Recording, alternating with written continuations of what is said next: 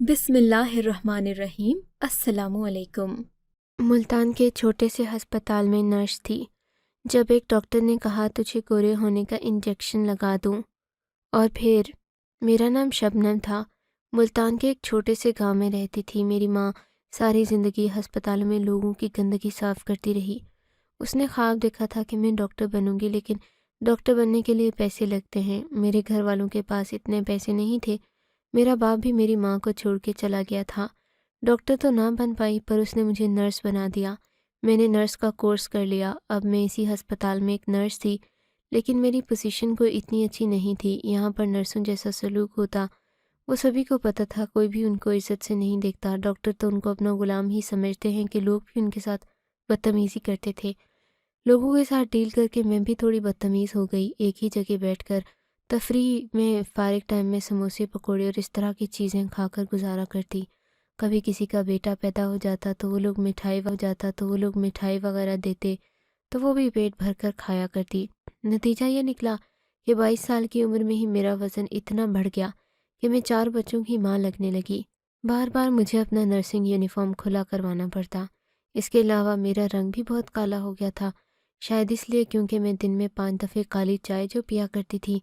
ویسے میری ماں بھی کوئی گوری نہیں تھی۔ میرا یہ رنگ روپ خاندانی تھا۔ نئے نقش پہلے ہی اللہ نے اچھے نہیں دیے تھے، باقی موٹاپے کے اندر چھپ گئے۔ میں جوان جہاں پتلی لڑکی سے موٹی نرس بن گئی، جس کو دیکھ کر مریض بھی ڈر جاتا ہے اور کہتا ہے کہ اس سے انجیکشن نہیں لگواؤں گا، نہیں تو یہ زیادہ درد کرے گی۔ میں اپنی زندگی سے بہت تنگ تھی۔ میں نے اپنی ماں کو کہا کہ میرے لیے کوئی لڑکا تلاش کرے، وہ بھی اس معاملے پر خاموش ہو جاتی تھی۔ میں نے کہا میرے لیے کوئی ایسا لڑکا تلاش کرو جس کا کوئی اپنا کام ہو، جو مہینے کے کم سے کم 25,000 کماتا ہو، میں بس اس سے شادی کر گھر میں بیٹھ جاؤں اور وہ کمائی کرے۔ میری ماں نے کہا میرا کیا ہوگا؟ میں نے کہا تمہارا بھی کچھ نہ کچھ کرا دوں گی، لیکن پہلے تم میرے بارے میں سوچو۔ میری ماں ایسی نہیں تھی کہ وہ مطلب میں آ کر میری شادی نہ کرواتی، لیکن میرے لیے رشتہ آنا بھی کوئی آسان نہیں تھا، کیونکہ میں بالکل بھی خوبصورت نہیں لگتی تھی۔ میری ماں نے کہا ٹھیک ہے، میں اپنی سہیلی سے کہتی ہوں، وہ لوگوں کے رشتے کرواتی پھرتی ہے، تیرے لیے بھی کوئی رشتہ آ جائے گا۔ جب 2-4 رشتے آئے تو میں حیران رہ گئی۔ میں جیسی بھی تھی ٹھیک، کم سے کم کنواری تھی، میری عمر ہی کیا تھی، لیکن میرے لیے رشتے ایسے آ رہے تھے جو میرے باپ کی عمر کے تھے۔ اس میں کچھ ایسے تھے جن کی یہ دوسری شادی تھی۔ میں حیران رہ گئی۔ میں نے اماں کو کہا ایسے رشتوں کے لیے ہاں کیوں بولتی ہے؟ میں 22 سال کی لڑکی ہوں، اس مرد سے شادی کروں جو 45 سال کا ہو؟ تو یہ کیا کر رہی ہے ماں؟ تجھے خود احساس نہیں ہو رہا؟ میری ماں نے کہا تو 22 سال کی ہے، لیکن تو کہاں سے 22 سال کی لگتی ہے؟ میری ماں کے سامنے زبان بند ہو گئی۔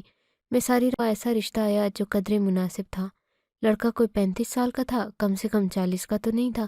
انہوں نے کہا ہمارا بیٹا جو کچھ کماتا نہیں ہے، اسی لیے ہم ایسی لڑکی چاہتے ہیں جو خود سے کماتی ہو، گھر کا کوئی کام نہ کرے لیکن نوکری کرے۔ آج کل تو نرس کی تنخواہ بھی 20-25 ہزار سے زیادہ ہی ہے، اسی لیے ہمیں آپ کی بیٹی کا رشتہ قبول ہے۔ میری ماں نے مجھے خوش ہو کر دیکھا، جیسے کوئی بڑا تیر مار لیا ہے۔ کہا کہ بس ٹھیک ہے، تیرے لیے تو یہی رشتہ مناسب ہے۔ یہ لڑکا بھی 40 سال کا نہیں ہے، ایسے میں ایسے لڑکے سے شادی کرنا نہیں چاہتی تھی جو ساری زندگی میری کمائی کھائے، پھر تو میری زندگی مزید برباد ہو جاتی۔ ابھی تو میں اپنے پیسے کماتی تھی تو کم سے کم اپنے اوپر تو لگاتی تھی نا، بعد میں تو میرے پیسے ہوتے عیش کوئی اور کرتا۔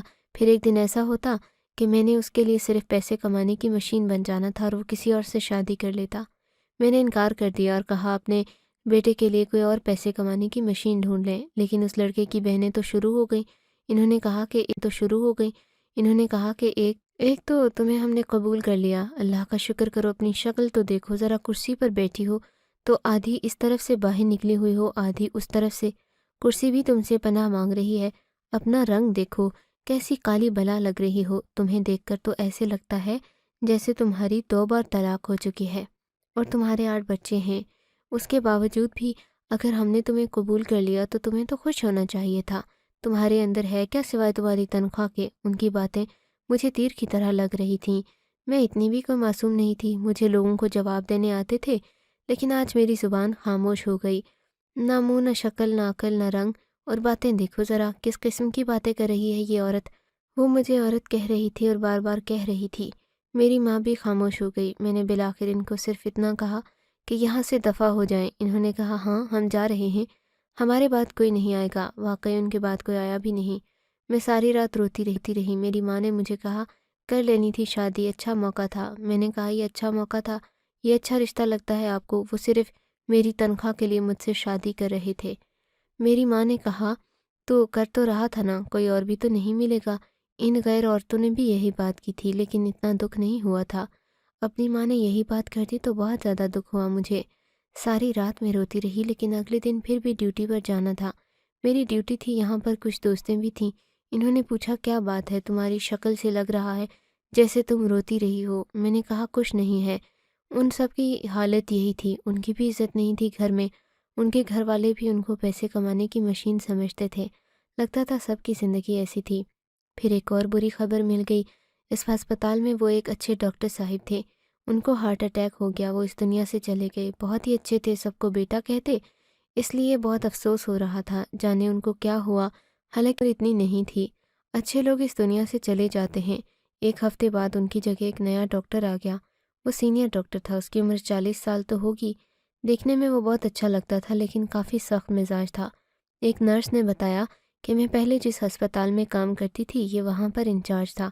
بہت اچھا انسان ہے، لیکن اصولوں کے معاملے میں بھی بہت سخت ہے۔ میں نے کہا پھر تو اچھا نہ ہوا، بس جس کے ساتھ اچھا کرے گا اس کے ساتھ اچھا رہے گا، جو برا کرے گا اس کے پیچھے پڑ جائے گا۔ لیکن اس کا کہنا تھا کہ اچھا ہی ہے، اور اچھی بات ہے کہ ایک اچھے انسان کی جگہ ایک اچھا انسان آ ہی گیا ہے۔ اس کے بعد میں نے اپنی دوست کو بتایا تو اس نے کہا کہ میں نے تمہارے لیے رشتہ بھیجوں گی۔ لڑکی کی شکل اتنی زیادہ اچھی نہیں ہے، لیکن اس کی کریانے کی دکان ہے، ماں باپ بھی نہیں ہیں، اپنی خالہ کے ساتھ رہتا ہے۔ وہ خالہ بھی اس کی شادی کروا کے اپنے گاؤں چلی جائے گی۔ میں نے ان سے تمہارے رشتے کی بات چلائی ہے، لڑکی کی شکل پر سمجھوتا کر لینا یار۔ مرد تو سارے ہی ایک جیسے ہوتے ہیں، مرد کو مرد ہونا چاہیے، شکل تو کم لوگوں کی ہی اچھی ہوتی ہے۔ میں نے کہا ٹھیک ہے، مجھے قبول ہے۔ مجھے یہ بھی منظور تھا، کیونکہ مجھے بس کسی ایسے انسان سے شادی کرنی تھی جو مجھے اپنی ذمہ داری سمجھے اور میرے لیے پیسے کمائے۔ اس ڈاکٹر کا نام ڈاکٹر سمیع تھا، اور یہ بات چیت سے تو اچھا انسان لگتا تھا۔ ہر وقت اس کے چہرے پر مسکراہٹ ہوتی۔ میں نے بھی دنیا دیکھی تھی، مجھے ایسا لگ رہا تھا یہ سب کو ٹٹول رہا ہے۔ ڈاکٹرز کی کمائی اچھی ہوتی ہے، ساری دنیا بھی یہی سمجھتی ہے کہ بہت زیادہ پیسے کماتے ہیں، لیکن یہ سرکاری ڈاکٹر تھا۔ ہسپتال بھی کوئی اتنا بڑا نہیں تھا، پھر بھی اس نے بہت مہنگی گاڑی رکھی ہوئی تھی اور کپڑے بھی بہت مہنگے پہنتا تھا۔ اس کو یہاں کی چائے اچھی نہیں لگتی تھی، اس لیے اپنے کمرے میں خود ہی چائے کا سامان رکھا ہوا تھا۔ میری سہیلی نے جس رشتے کے بارے میں بتایا تو وہ اتوار کی شام میرے گھر آنے والے تھے۔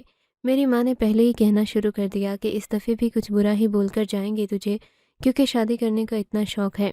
میں نے کہا مجھے شادی کرنے کا چاہتی ہوں، تھک گئی ہوں میں ایسی زندگی سے، نہیں کرنا مجھے یہ کام۔ میری ماں نے کہا بیوقوف، سرکاری نوکری کو لات مار رہی ہے۔ میں نے کہا ہاں، زندگی بھی تو مجھے لات ہی مار رہی ہے۔ یہ لوگ جب گھر آئے، لڑکے کی خالہ نے مجھے دیکھا، لڑکے کی تصویر بھی دکھائی۔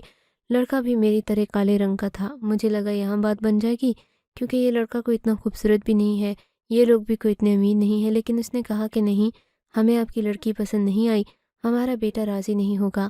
معذرت، مجھے آج غصہ آ گیا، میرے صبر کا پیمانہ لبریز ہو گیا۔ میں نے کہا اپنے بیٹے کی شکل دیکھیں، عمر دیکھیں، رنگ دیکھیں، اس کا پیٹ کیسے باہر نکلا ہوا ہے۔ آپ کسی کے گھر جا کر کسی کی بیٹی کو دیکھ کر یہ سب کہہ رہے ہیں کہ ہمیں آپ کی بیٹی پسند نہیں ہے۔ آپ کو شرم آنی چاہیے یہ سب کچھ کہتے ہوئے۔ دیکھا جائے تو عورت کا قصور بھی اتنا نہیں تھا جتنا اس سے پہلے والی عورتوں کا تھا۔ اس نے کوئی اتنی بڑی بات بھی نہیں کی تھی جتنا مجھے لوگوں نے سنایا تھا، لیکن میرا سارا غصہ اس پر ہی نکل گیا۔ اس نے کہا تم اپنی شکل دیکھو، اپنا پیٹ دیکھو جو باہر نکلا ہے۔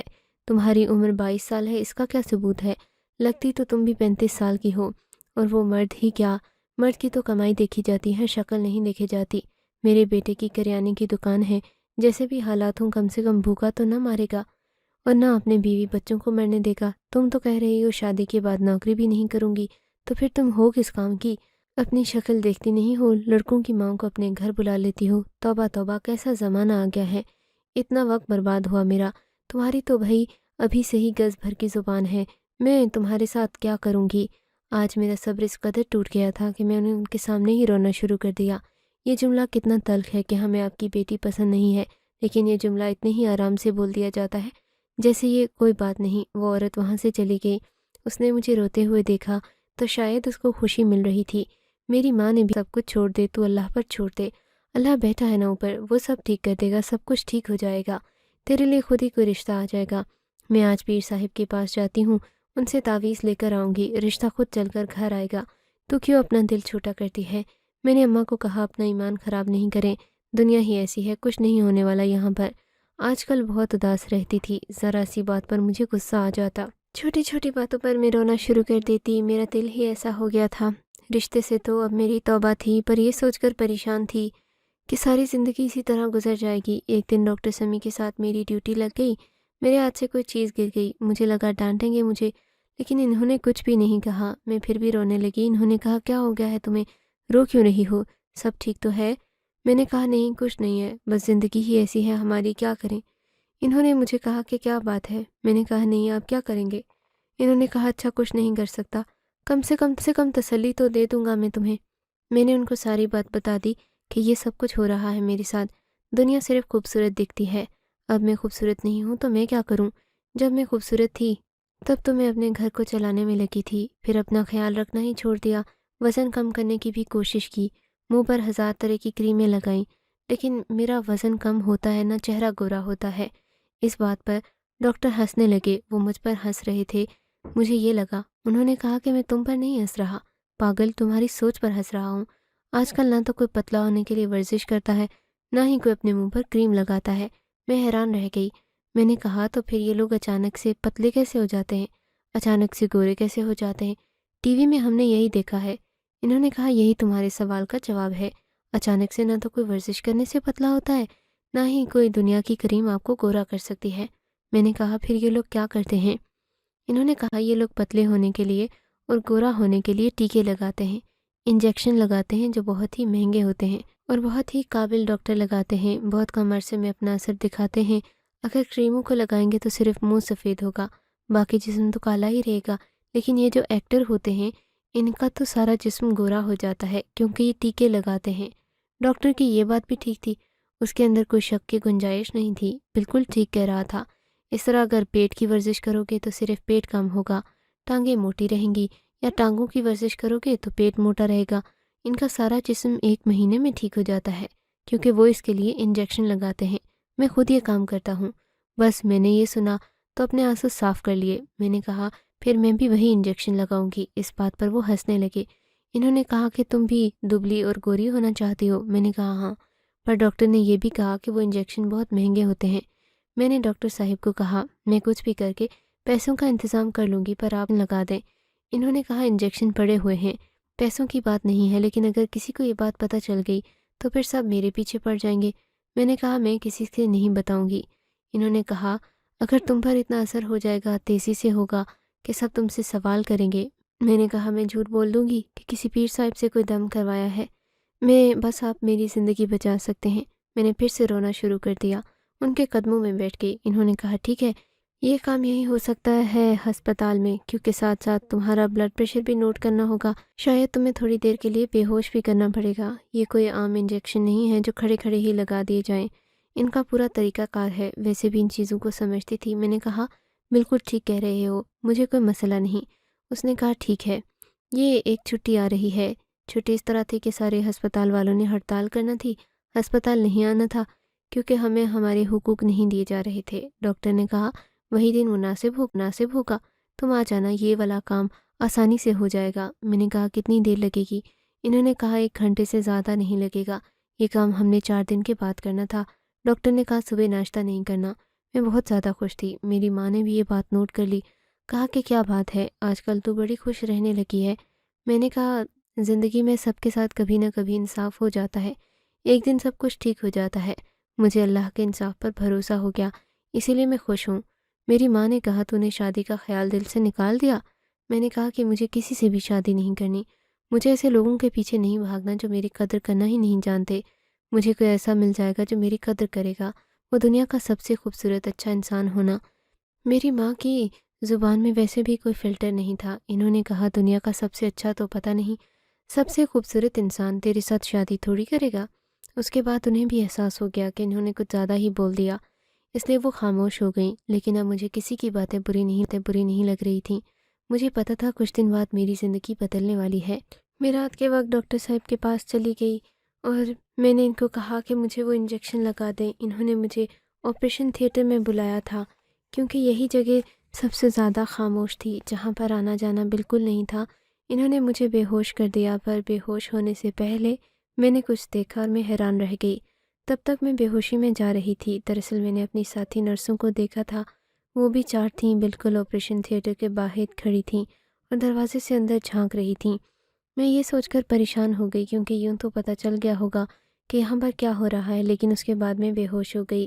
جب مجھے ہوش آیا تو یہ دیکھ کر سب سے پہلے میری جان نکل گئی کہ مجھے پورے 4 دن کے بعد ہوش آیا تھا۔ جہاں پر مجھے رکھا گیا تھا وہاں بہت زیادہ شور ہو رہا تھا۔ جب میں نے اپنی دائیں طرف دیکھا تو لائن میں 2-4 دوست بھی بیڈ پر بیٹھی تھیں۔ ان کا بھی وہی حال تھا جو میرا تھا۔ ان کے چہرے پر عجیب سا احساس تھا، ان کو بھی شاید آج ہی ہوش آیا تھا۔ ان میں سے 2-3 رو رہی تھیں۔ میں نے کہا کیا ہوا؟ میرے ساتھ وہ بھی بری طرح گھبرا گئیں۔ وہاں پر ایک کھڑی ڈاکٹر بولی کہ لو اب اس کو ساری کہانی سناؤ، ایک اور پاگل جاگ گئی ہے، بے وقوف عورت کو یہ پتہ ہی نہیں اس کے ساتھ ہوا کیا ہے۔ او بی بی تم لوگوں کو بے ہوش کر کے تم لوگوں کے گردے نکال دیے گئے ہیں۔ یہ بات سن کر ہم لوگ بھی حیران رہ گئے۔ میری ساری دوستوں نے یہ بتایا کہ ان کو یہی کہا گیا تھا کہ تم خوبصورت ہو جاؤ گی، پتلی ہو جاؤ گی، تمہارے مسئلے ختم ہو جائیں گے۔ ہم سب کا ایک گردہ نکال لیا گیا۔ 3 سے 4 دن بعد ہمیں ہوش آیا۔ میں چلانے لگی کہ یہ ڈاکٹر سمی نے کیا ہے۔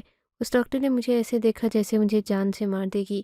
اس نے کہا اتنا برا ڈاکٹر ہے، وہ تم لوگوں کے گردے نکال کر کیا کرے گا؟ یہ بات شاید میری باقی دوستوں نے بھی کہی تھی، لیکن کسی کو بھی یقین نہیں آیا۔ ہمارے پاس اس کا کوئی ثبوت بھی نہیں تھا۔